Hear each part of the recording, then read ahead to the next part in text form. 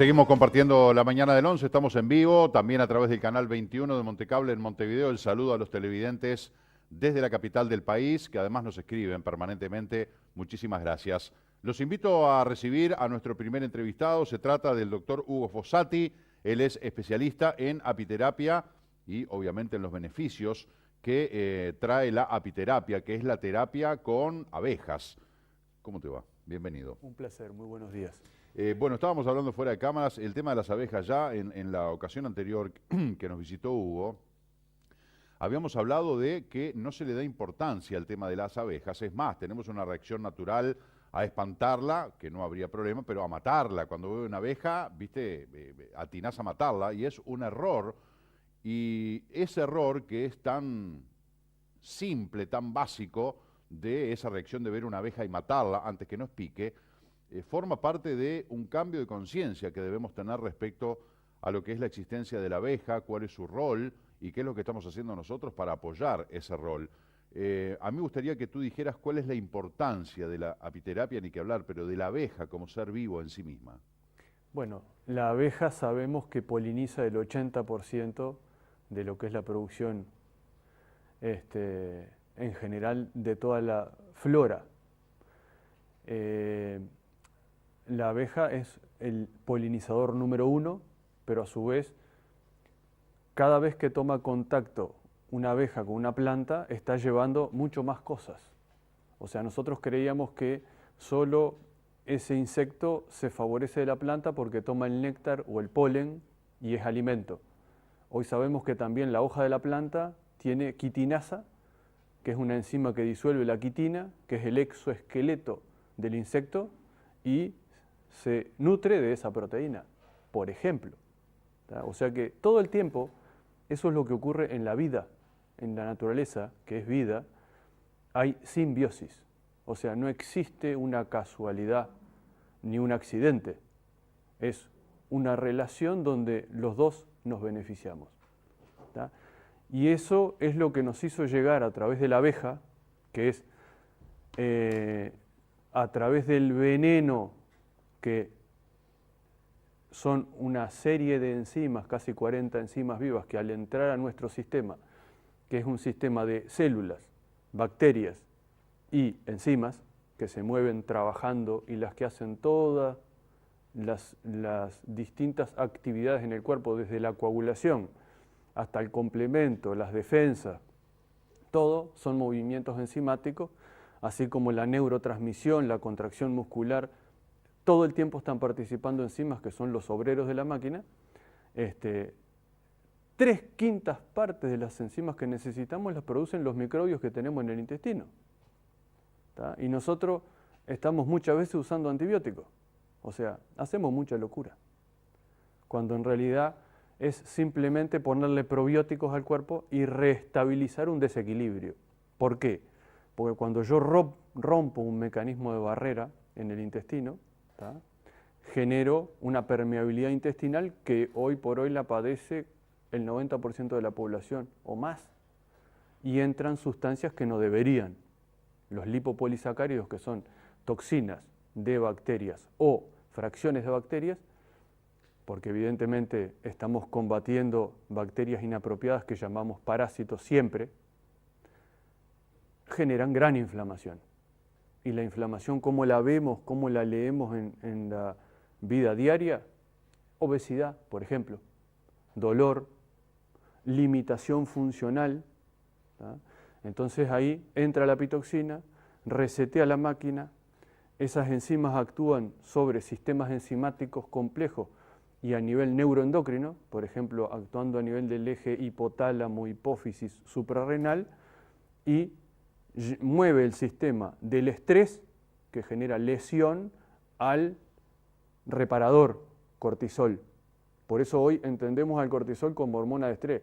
No, la hormona de estrés es la adrenalina, y después viene el cortisol como respuesta. No es la hormona de estrés, es la hormona que nos lleva a descansar y a repararnos. ¿Tá? Y eso ocurre naturalmente todo el tiempo en tu cuerpo, pero a su vez a través de moléculas inteligentes que son las enzimas. Ninguna sustancia química puede hacer ese trabajo. cada vez que vos te das un golpecito mínimo, se produce toda una inteligencia en tu cuerpo que mueve miles o millones de moléculas que van a ir a reparar esa situación. Y eso mismo ocurre en la naturaleza afuera. Entonces, si yo enveneno una abeja, la abeja, en vez de hacer... La veneno de repente utilizando fertilizantes o cualquier productos para mejorar mi producción de huerta y estoy liquidando a las abejas. Sí y no.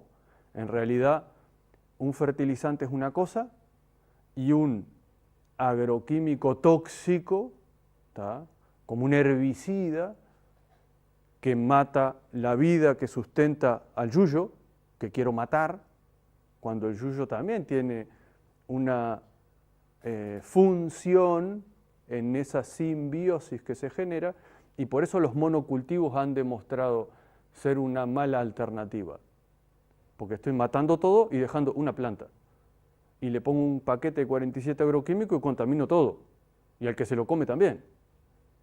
¿Me explico? Incluido el humano. Sí, sí, el que se lo come. No, pero de repente podría ser alguna plaga que se lo comiera que también la estoy Bueno, pero contaminando. yo estoy produciendo para los humanos. Bueno, pero las Mira. plagas no estás libre cuando producís para humanos de las plagas, ¿o no? Bueno, pero ahí tengo que cambiar la función de plaga. Ya las experiencias nos han demostrado que cuanto más combatimos plaga, más desastre armamos. De hecho, los chinos en un momento se pusieron a cacerolear todos para matar todos los gorriones porque les comían la plantación. A los 2 años no tenían nada, o sea, no era que le comieron el 10% de la plantación, no tenían nada porque los insectos, la lagarta, le había comido todo.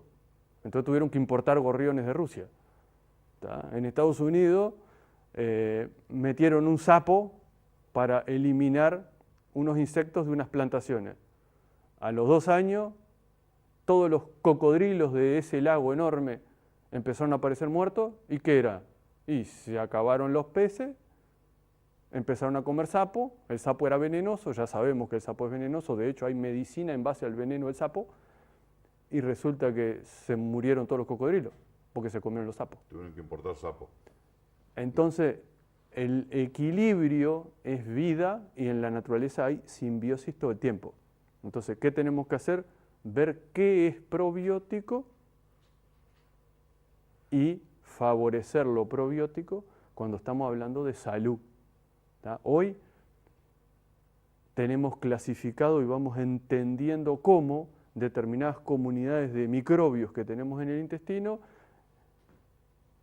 3 probióticos favorecen que yo mejore un estado depresivo y 3 otros empeoran el estado depresivo. Entonces, pongo estos y tengo un equilibrio nuevo.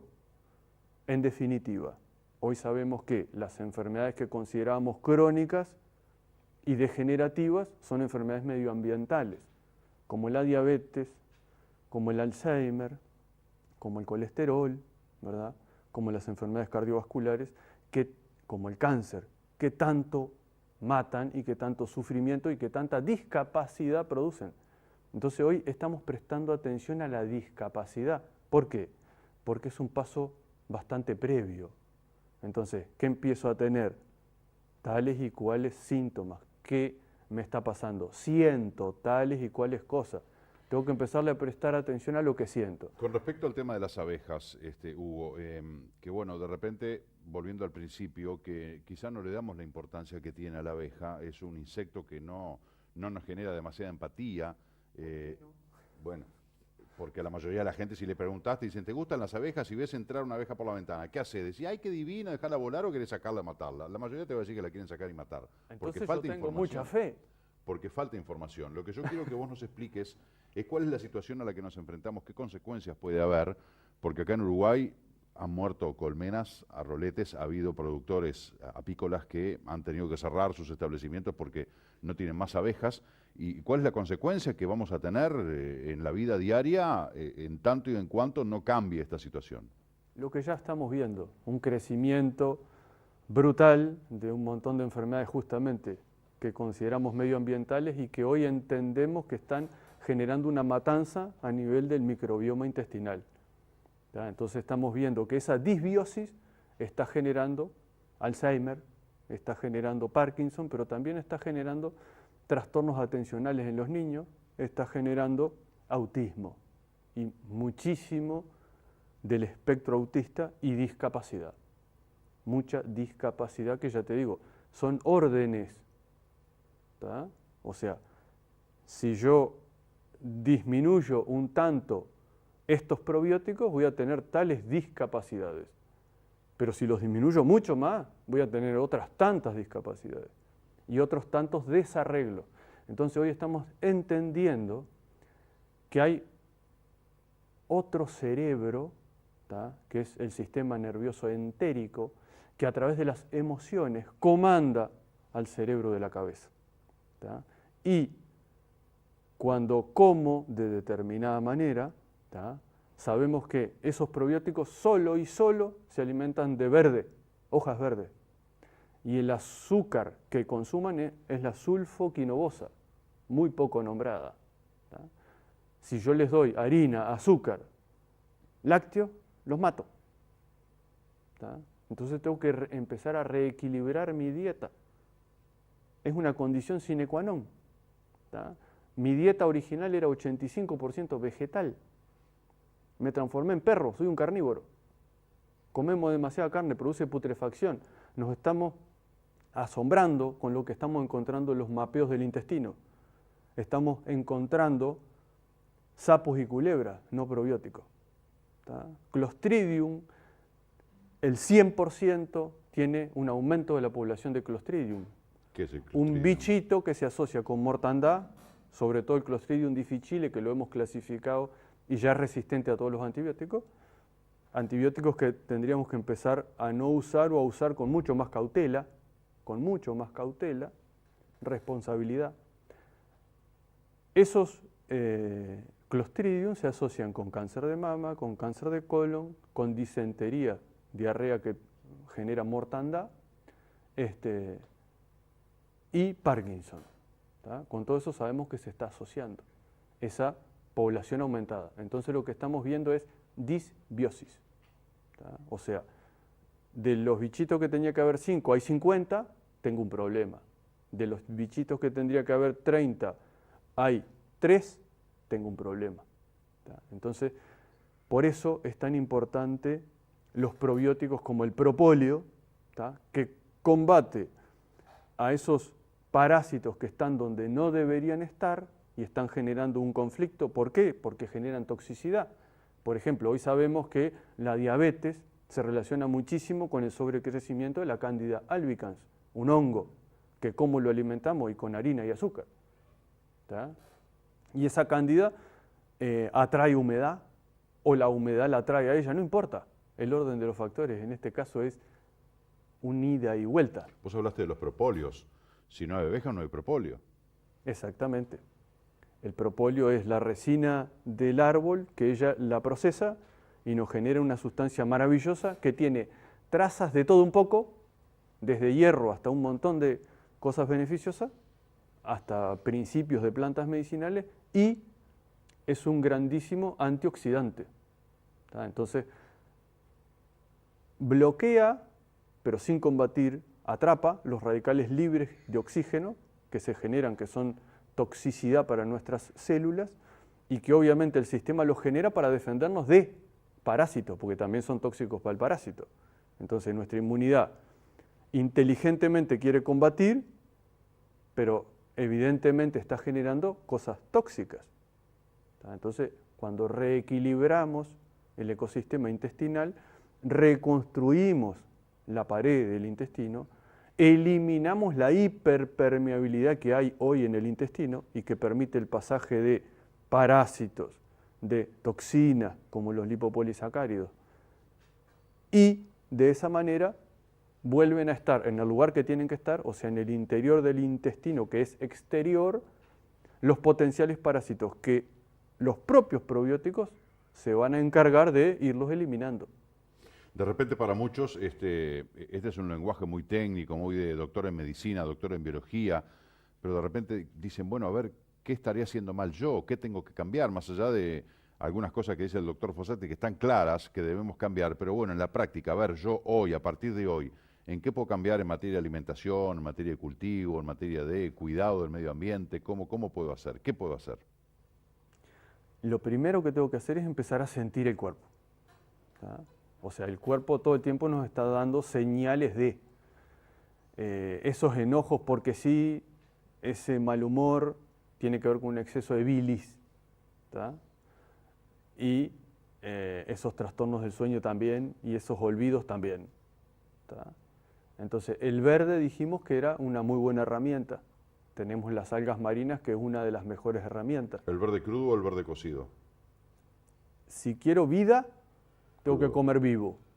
Así que cada vez más vivo. Inclusive un vegetal lo corté, ya se murió. Y después es un proceso de que va a estar cada vez peor. Sin embargo, si ese vegetal, por ejemplo, el repollo, lo macero con sal marina, construí un chucrut. Eso es un fermento. Eso es vivo, revivo. Porque tiene los probióticos, o sea, las bacterias beneficiosas que tienen que terminar después en mi intestino, y el verde. ¿Tá? Entonces el repollo es un gran fermentador, la familia esa de las crucíferas, como van atrapando probióticos en su proceso, después lo maceramos con sal marina, entonces en salmuera se genera un fermento. ¿Tá? Y así podemos hacer con todos los vegetales. Obviamente voy a elegir vegetales no contaminados, voy a elegir vegetales de un medio lo más probiótico posible. Lo ideal es la huerta propia, pero yo, por ejemplo, voy al almacén de la esquina de mi casa o al almacén del barrio o al supermercado o voy a otro lugar, me voy para Montevideo y voy a los almacenes y compro. ¿Cómo sé yo el grado de contaminación que tiene esa lechuga, ese repollo, ese tomate? Y se están dando grandes pasos en agroecología. La gente cada vez más está tomando conciencia y tenemos una red de agroecología, tenemos productos certificados comunitariamente, o sea, los propios productores certifican a otros productores y así sucesivamente. Esa cadena de producción es la que tenemos que empezar a acercarnos y nos vamos acercando con conciencia, evidentemente. Vamos tomando conciencia del problema y nos vamos acercando a la solución. ¿Cuánta Siempre responsabilidad es de las personas, de los pueblos, de las comunidades? ¿Cuánta responsabilidad es de los gobernantes? Seguramente la primera responsabilidad parte de cada uno de nosotros, evidentemente, pero en cuanto a la regulación y en cuanto al respaldo, ¿cuánto empeño ponen los gobernantes en que su población tenga una vida saludable? Yo creo que se hace siempre lo posible, ¿no? Y creo que esto pasa por cada uno. Empezar a elegir un consumo, creo que es una opción particular de cada uno. Cuánto me contamino, cuánto no me contamino, y eso implica renuncia. Renunciar a vicios, evidentemente, es una renuncia importante, que el ser se lo cuestiona en cada etapa de su vida. ¿Tá? Entonces es demasiado individual. Lo que sí tenemos que ver es como padres cuando somos responsables.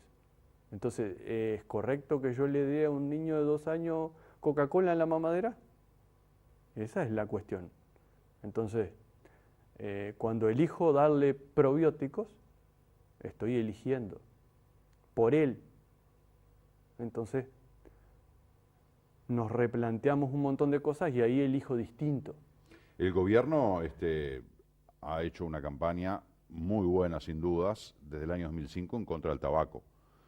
Y depende de cada uno. O sea, yo voy a dejar de fumar si yo me propongo y yo quiero dejar de fumar. No porque el gobierno haga publicidad, que de repente la publicidad a mí me indujo a dejar porque me hizo reflexionar, me hizo ver cosas que yo no me daba cuenta. Por eso la pregunta de que el dejar de fumar depende de cada uno, pero la acción del gobierno fue clave en esto de tener una población menos fumadora. En ese contexto iba la pregunta vinculada a lo que es la alimentación, más allá de que hay campañas de alimentación saludable, pero en todo este aspecto que estás señalando vos, que es complejo, pero es cotidiano, porque nos está pasando a todos en este momento, a ver cuánto hay, más allá de la decisión personal, cuánto hay de una apoyatura institucional, digamos, para lograrlo. Yo creo que se publicó hace poco algo con respecto a alimentación y hablaba justamente de ir eliminando lo procesado, lo ultraprocesado, frutas y vegetales. Digo, hay una tendencia a esa conciencia, ¿verdad? Este conocimiento es nuevo, muy nuevo.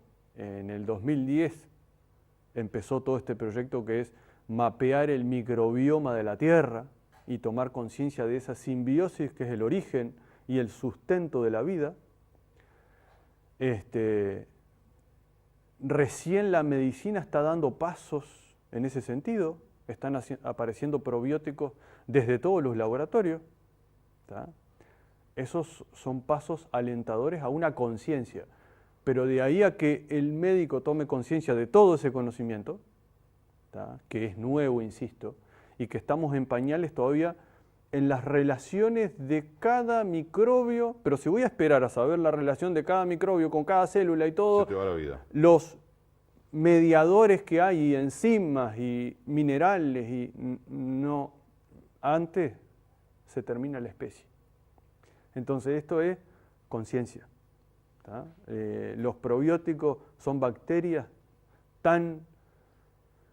pero tan frágiles que viven 15 minutos y que tengo que generarles unas condiciones medioambientales para sostenerla. Es un compromiso de vida conmigo mismo y con el otro. Se acabó la discusión. Es conciencia. ¿Darán los tiempos, Hugo, para que se genere este cambio de conciencia? Porque yo te escucho y paralelamente se me vino a la mente la advertencia de Naciones Unidas, de que es reciente, de que si no hacemos algo con el planeta, en 3 generaciones ya no tendremos planeta. Estamos hablando de aquí a 30, 40 años. Y los cambios en las sociedades, sobre todo los cambios en tiempos tan alocados, son difíciles y de repente son lentos en el tiempo. ¿Cómo vamos? Ya que hablas vos tanto del equilibrio, ¿cómo va esa reacción del ser humano, de las comunidades, en función del tiempo habitable que le queda a este planeta? Vuelvo al tema conciencia y creo en lo mejor del hombre, que es la espiritualidad. ¿Tá? Entonces creo que ese cambio está ocurriendo y en realidad es un retorno, retornar un poco a las raíces, a lo que nos han enseñado nuestros ancestros y sencillamente ponerlo en práctica. Los medios están, tenemos todos los medios, entonces es de cada uno. Ese cambio es de cada uno. Está un retorno a la bioconstrucción, hay bioconstrucción de la mejor terminación y tecnología. Estamos expuestos a radiación todo el tiempo. ¿Qué estrés? ¿Qué es el estrés? Es lo que nos mata los probióticos que necesitamos. La radiación nos mata. La tecnología 5G está muy discutida, ¿tá? Porque es como un horno microondas. Pero hay evidencia científica. Sí, hay evidencia científica. La misma evidencia científica que hay con el que se pone el celular en el bolsillo izquierdo de la camisa y si tiene un pequeño trastorno a nivel de la conducción en el corazón puede morir en un rato. Y es eso, la vida y la muerte es un minuto. No es que, una enfermedad crónica, la estamos estirando o la estamos provocando en gran medida, sin conciencia. Entonces, con esa conciencia podemos hacer todo. Y si las Naciones Unidas da ese pronóstico, yo le hago caso y le digo, son muy buenos, porque las estadísticas que estamos manejando desde esta investigación del microbioma de la Tierra son 10 años. ¿Tá? Entonces, no hay nada que perder. Vamos a intentarlo. No hay nada que perder, hay muchísimo que perder. Por eso, la especie humana. No hay nada que perder. Como que ya estamos en hacer lo que sabemos que hay que hacer. Ya estamos en el declive, hagamos los intentos para no desbarrancarnos del todo, digamos. Yo creo que también podemos estar en el mejor momento. Cuando tenés todos los conocimientos y tenés las herramientas, si no lo haces, es pereza. Yo te agradezco mucho que nos hayas acompañado y que nos dejes esas cosas para pensar, por lo menos con esa iniciativa de decir, voy a buscar más información. Me quedé pensando en lo que dijo el doctor hoy en la mañana del 11 y lo voy a hacer y que de repente se empiece a generar cambios de hábito y conciencia, como decís vos, todo depende de cada individuo. Creo que en todos los órdenes de la vida el punto de partida siempre es cada individuo, ¿no? Después vendrá todo lo externo y lo demás, pero todo tiene que partir de cada uno de nosotros. Gracias por acompañarnos. Un placer. Muchas gracias. Hacemos una pausa, enseguida estamos otra vez con ustedes.